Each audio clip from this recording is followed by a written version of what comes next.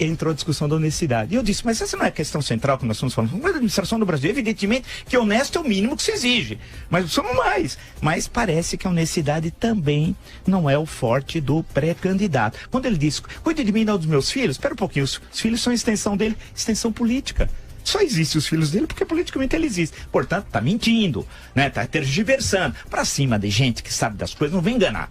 A grande questão é que ele não sabe nada, não conhece conceitos básicos, foi demonstrado aqui. E no primeiro lugar que foi demonstrado que ele não sabia nada de economia. A primeira pergunta para mim, eu sabia que ele não sabia nada. Pô, eu sou velho de guerra, tô aí sei da história, bati o olho no sujeito, sabia que ele não sabia nada. É quase lombroso. Você basta, olha, você já sabe que o cara não sabe nada. César é lombroso. Tô brincando aí. Mas, para ficar claro, a grande questão é que ele precisa explicar sim. A compra da casa que a pessoa comprou, reformou e vendeu por um preço inferior meses depois do que tinha comprado originalmente é problema sim.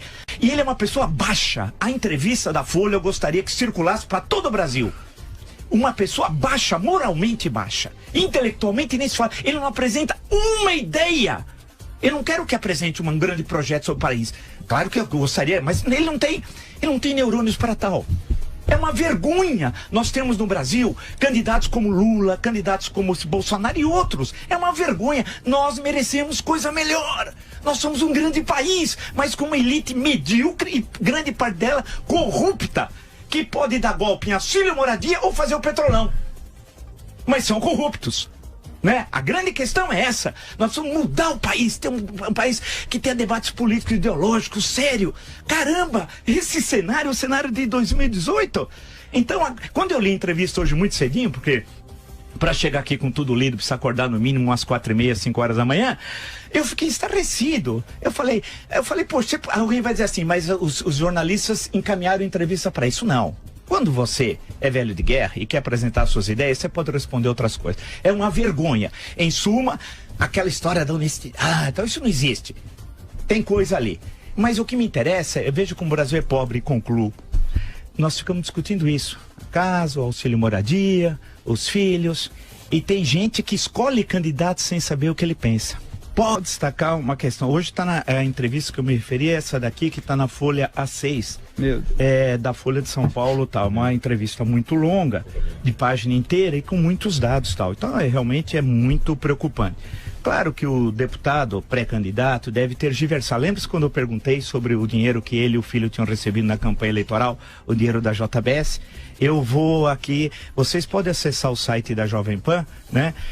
E eu perguntei para ele naquele dia, aquele dia foi muito animado, eu pedi que ele deixasse os capangas armados com que ele veio aqui lá embaixo, que eu disse que cangaceiro não subia, né? Armado. Ele fez isso no Pânico, ele entrou com pessoas armadas dentro do estúdio. E eu exigi a ele que ele deixasse os capangas lá embaixo. E disse a ele também que debate de ideias não é um debate com armas. E ele veio armado no estúdio. Armado, né? E aqui no site da Jovem Pan, ao explicar 200 mil da JBS, Bolsonaro admite que Partido Progressista, do qual ele fazia parte, então, recebeu propina. Qual partido não recebe, ele falou.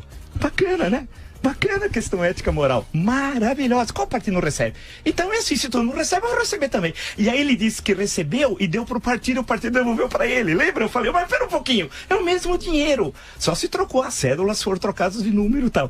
A grande questão, que é triste tudo isso, né? Ou seja, nós estamos falando de uma pessoa que não tem a mínima condição de ser nem deputado e quer presidir o Brasil. Não sabe de absolutamente nada, não sabe conceitos ideológicos, não sabe de economia, não sabe de política de defesa nacional, que eu perguntei aqui, e ele não sabia nada, nada absolutamente. E eu fiquei vendo aquilo e falei, puxa vida, esse é o Brasil, né? Então a grande questão, vocês leiam na Folha de São Paulo, melhor coisa é ler. A página 6, a entrevista tem como título, tenho que pegar o meu patrimônio, vírgula, esquece o dos meus filhos. Pobre Brasil. Mas um dia nós seremos um grande país, mas com essa elite aqui, medíocre, parte dela, grande parte corrupta, não dá.